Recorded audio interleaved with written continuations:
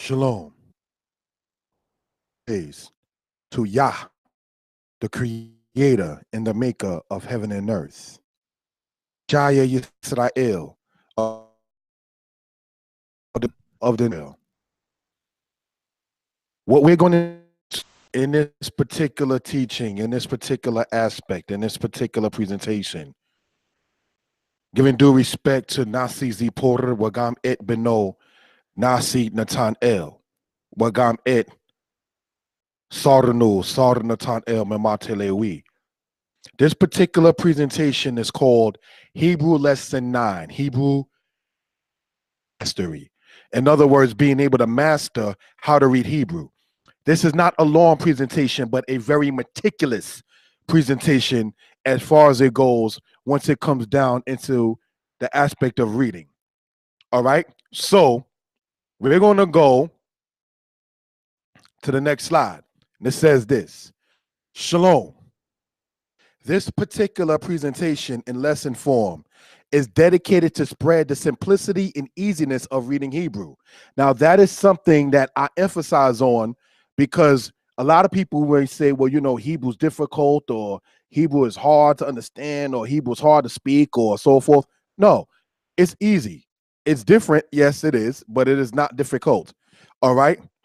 If the previous lessons were attended to and studied, one will be able to easily explain this matter here. This lesson here will be divided into two parts, an A and a B. Now, lesson 9B was already done and it's already uploaded.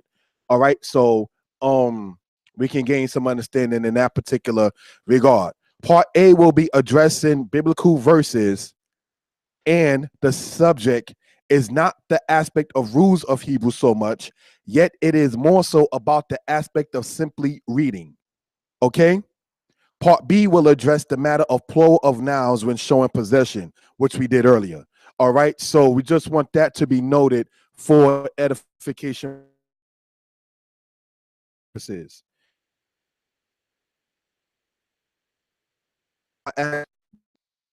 What you're looking at here is word ushmoratem. All right.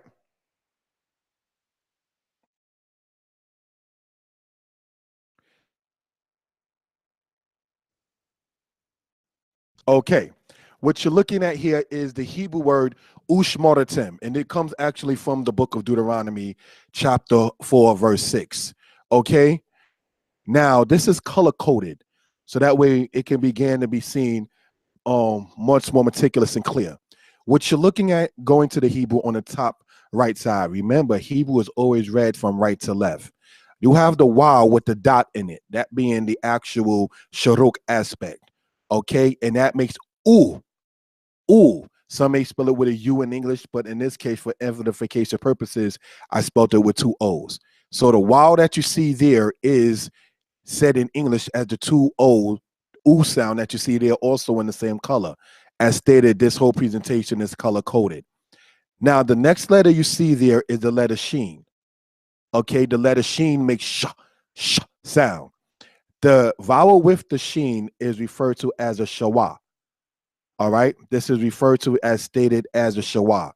As we went over in lesson number 6, what happens is when you see a shawa, you just join it on with the sound that's previous to it.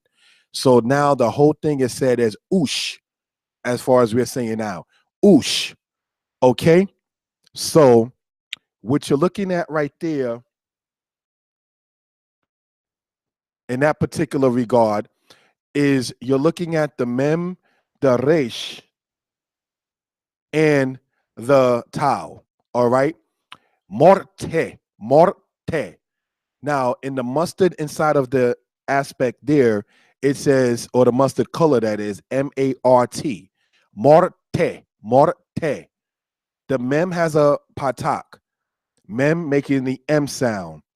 All right. And the patak makes the A sound. So that's ma.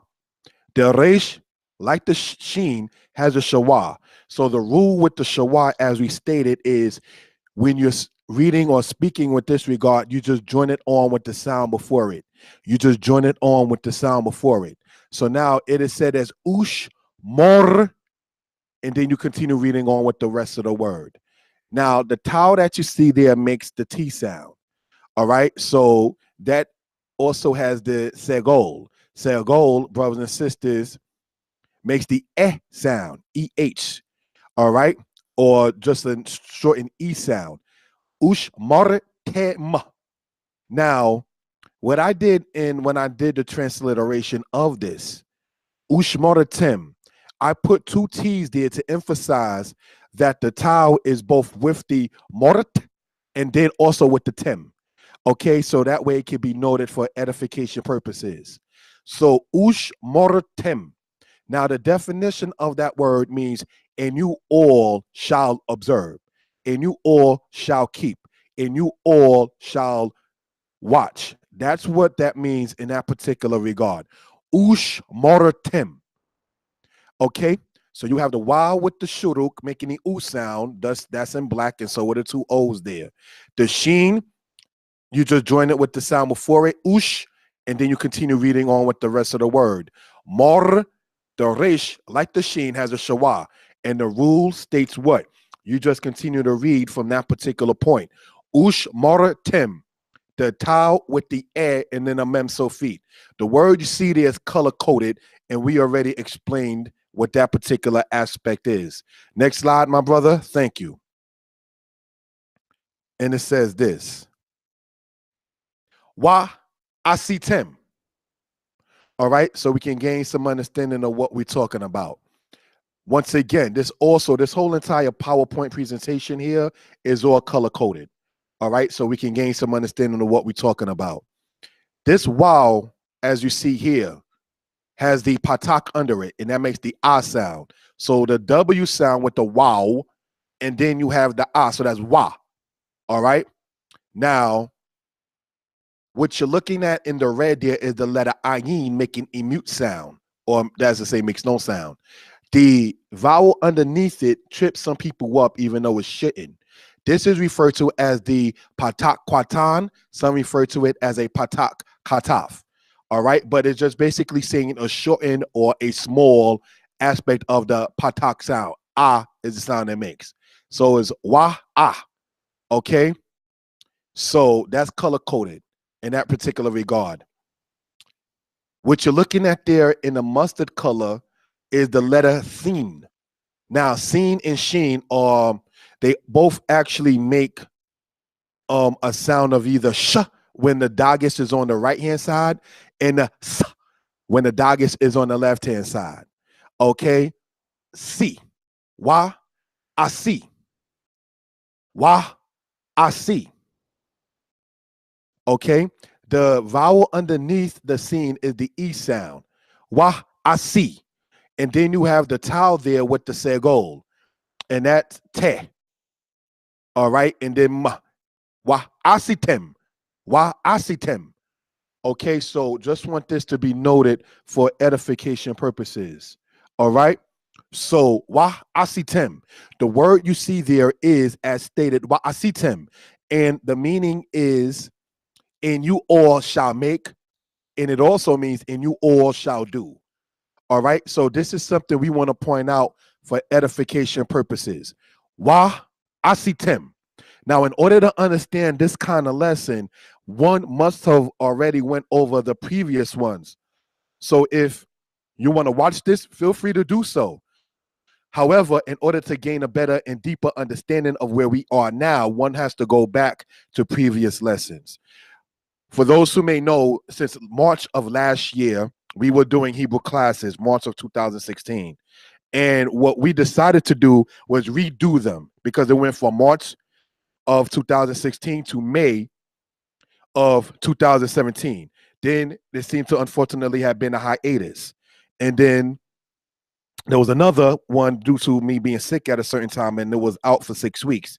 All right, so now that we're back in the flow, giving thanks to the Most High concerning this kind of matter, it was incumbent upon us here at Shema Israel, all right, to sit there and give the people something in a better format. So when we ask for, not trying to be funny or disrespectful, for donations and so forth, these are the kinds of things that the brother Chief Yashar talks about when we say the quality of our service is better to the people. All right. So that way people won't be able to say no offense intended, or the board or the light or the glare or the sound. This is why we try to sit there and step it up in that particular regard. All right. Wah asitem. The word you see there is wah asitem, in the meaning and is and you all shall make, also means and you all shall do. All right. And so we already went into the explanation of such. So this is something to be pointed out for edification purposes. Okay, next slide, my brother. Thank you. What you're looking at here, it says Hak Mat Kem. Now, as stated, this entire presentation of PowerPoint form is all color coded. All right, so now let's look at the Hebrew on the top.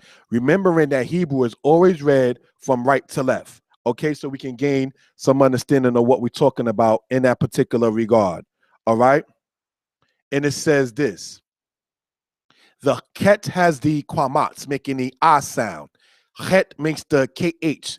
The reason why I personally don't teach it as CH is so that way people may not be tripped up or to think it makes a ch sound as in cheddar or cheese,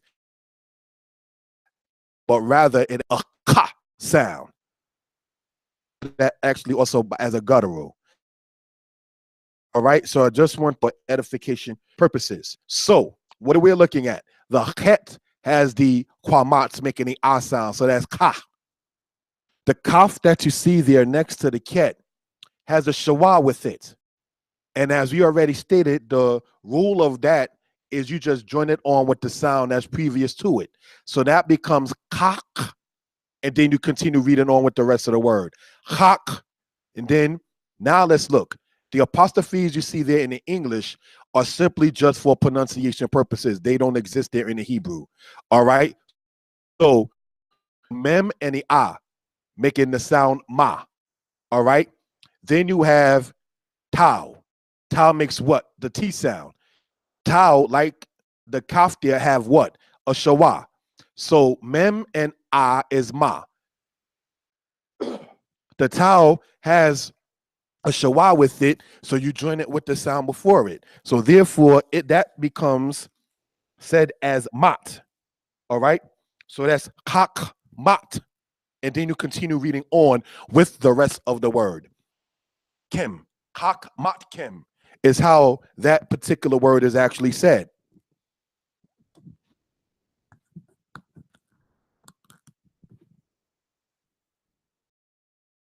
Now, one of the things we want to emphasize on and point out in this particular aspect, brothers and sisters, is this here. Looking at this more meticulously, you have back word hak mat kem there in the ah, the kaf in the shawa, joining that together. All right. Then in the green, you have the mem, and that tau has the shawa with it. Okay.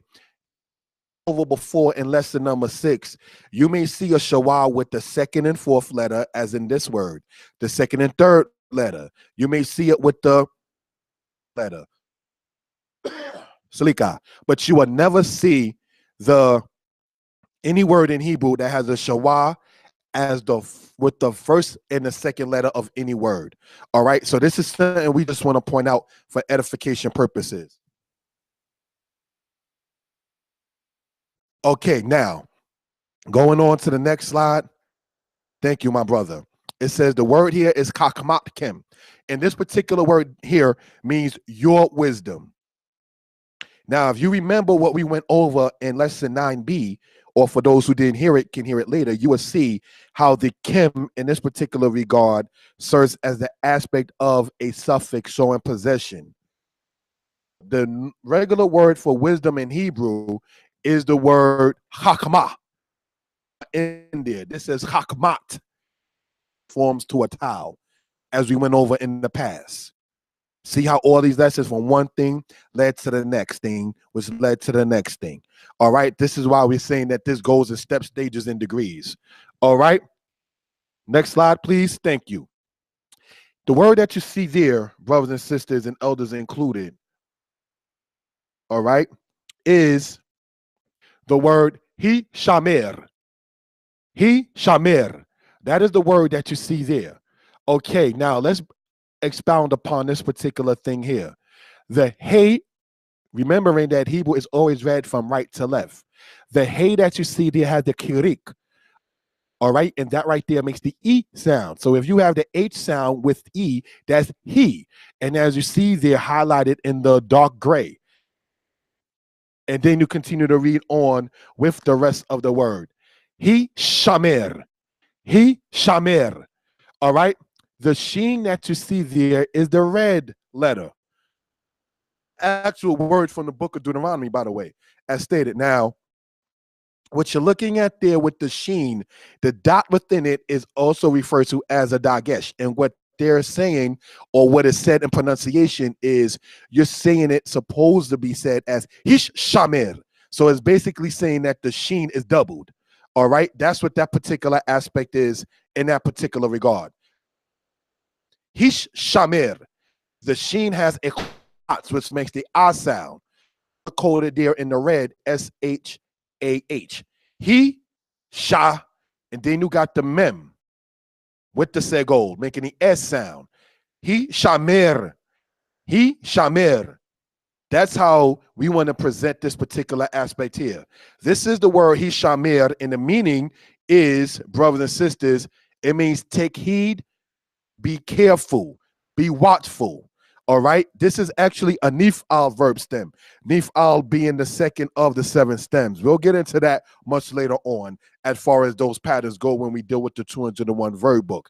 However, what we want to emphasize on in this particular regard, it says this is the word hishamir, and the meaning is, as stated, be watchful, be careful, guard, or be guarded. All right, if you want to say it in that particular regard, you'll see it in many cases like hishamir laka, translated in the scriptures as take heed to yourself. Okay, now the resh there is also in green, as you see there in the R. So this is color coded for a reason and purposes. So if a person's watching, they can stop, pause, and so forth and so on. For anybody who wants this particular PowerPoint email to them while they take their own notes and listen to it, feel free to comment on that inside of the comment board in this particular presentation. Or I will state it later on as well. You can call me or text me at 908 587 4841. All right. In that particular regard, and I'll get that to you in this particular aspect. All right. Next slide, please. It says this for edification purposes. Ush more. As stated, this is all color coded. Color coded. Sorry. All right. For edification purposes. Now, the Y with the dot in it makes it the oo sound. All right. So that is in the black there, as well as the 2 O sounds making it oo sound. And that too is, as stated, all color coded. So that's oo. Then we see our friend here, the sheen, one more time, and it, as before, okay, has the shawah with it. Now, there's many cases with the sheen doesn't have the shawah. This just happens to be one of the cases in which it has it. Ush more. What are we doing in this particular regard is this. You have it to where, as stated before, anytime you have the shawah, it joins on with the sound that's previous to it. So u by itself, then sh more. Therefore, it's ush more. All right, it's not ushamor. It's basically ush more. So we just want that to be pointed out for reference purposes. Now, as stated, this being color coded, the sheen there shown there in the red also has the SH in the English in the red. Okay. Now let's look at the mem making the F, the M sound. All right. The dot over that mem, okay, makes it the O sound. That's referred to as a kolam. Ush, as stated, then M and O, mo. Mo. Spelt in the English there in the brown there, M-O-H. To emphasize the sound, I put the H there. More, ush, more in the blue. I have there in the transliteration and the R there in the blue. So these are things we just want to point out for edification purposes. Okay, ushmor. The word ushmor means and watch and observe. Now, if you just take the u sound out, all right, you have the word shamor, which means to guard, to watch, or to keep, or to observe. All right, so this is something we want to sit there and point out for edification purposes. All right, so let's go on to the next part. That ends that particular teaching I see there with the PowerPoint. So these are just things we want to show for reason and purposes, brothers and sisters. All right, now let's go back with the time allotted and get into more of this particular thing right here. We're going to go back to the beginning of this PowerPoint and make some more emphasis on certain matters. All right, ushmoritem. All right, as stated, means and you all shall observe and you all shall keep. You look at the sheen, the mem, and the resh. Now let's look at this right here when it says he shamer. All right, you still see after the hey, the sheen, the mem, and the resh. And then let's look at this here where it says ushmor. Drop the wow, you still got the sheen, the mem, and the resh. The word shamor, all right, means to guard, to watch, to keep, or to observe. And when we deal more so with the verbs, we're going to tackle this particular word. All right, you see it in the book of Exodus, you see it in the book of Leviticus, you see it in the book of Deuteronomy, and so forth and so on. All right, so we can gain some understanding of what we're talking about for edification purposes. Now, let's go back, if we will, to this particular word that we were dealing with. Ush moratem, all right, means what? And you all shall observe, and you all shall keep. Now, the suffix that we see there is with the tem, written there in the green there in the English. Now, sheen mem resh, as stated in root, means to guard, to watch, to keep, or to observe. All right? So, shamar, meaning that, tem. In Hebrew, we want to emphasize that when you show the suffix of it in a verb, it shows it in the past tense. The past tense has the suffix at the end of it in that particular regard. Okay, so now let's show it in this particular one. Wa asitim. This word here is a meticulously different kind of word, because if you drop the wa off, you have the word asitim. Now, if you drop off that suffix tem, you have the word said there left as asi. The word asi in this regard comes from the root word asa, do or make. Now, Hebrew, when hey is the last letter of that particular root word, when you conjugate it in the past tense, the hey in most cases turns into the yo. This is referred to as a lamed hey verb. All right, so these are the things we want to point out for edification purposes. Another thing to point out, brothers and sisters, ushmoratim as well as wa'asitim. Both of these words are by default in the past tense. However, in biblical Hebrew, there is a thing referring to as the wow consecutive or the wow hakipuk. All right. And in that particular regard, what happens is the what would have normally been past tense into future, and what's normally would have been future turns into past tense. So that's how that works in that regard. All right. So getting on into the next particular aspect here. Let's look at this word one more time. Hakmatkem. Wisdom, the wisdom of your, masculine plural. Now, when you have a company of all males, you speak in the masculine plural if you're addressing two or more males. However, if it's a mixed company with males and females, you still speak in the all masculine aspect of it. Now, if you're excluding the aspect of the males, then you will sit there and speak in regards to the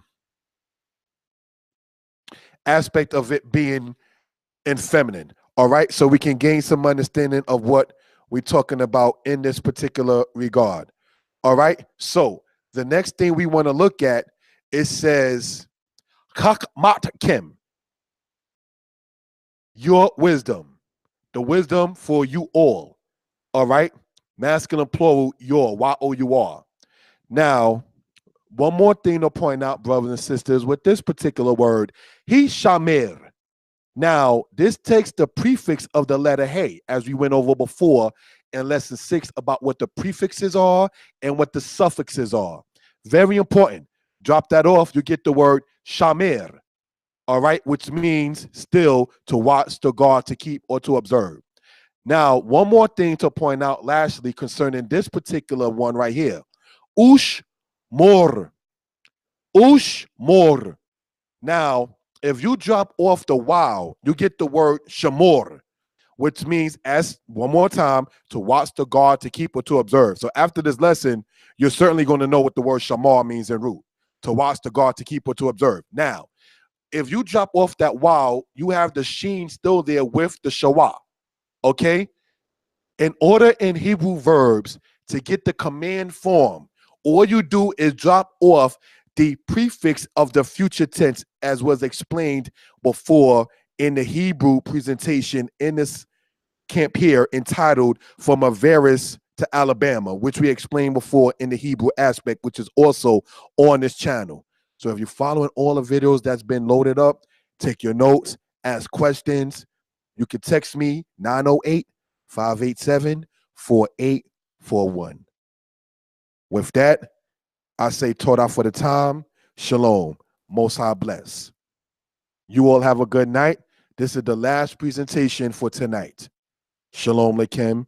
There will be more presentations in the future. Have a good week. Shabua Tov Aleichem. Good week to you all. Lala Tov. Good night.